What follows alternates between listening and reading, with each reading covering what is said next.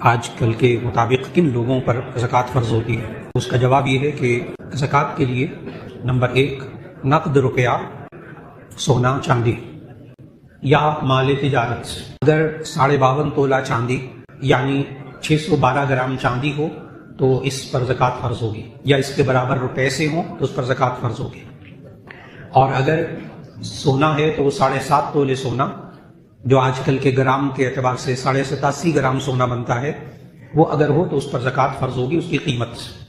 اور اگر دونوں چیزیں موجود ہوں، سونا چاندی دونوں موجود ہوں، تو دونوں کی قیمت لگا کر اس میں سے 2.5% دینا ہوگا، یعنی ہر لاکھ میں سے 2,500 روپے.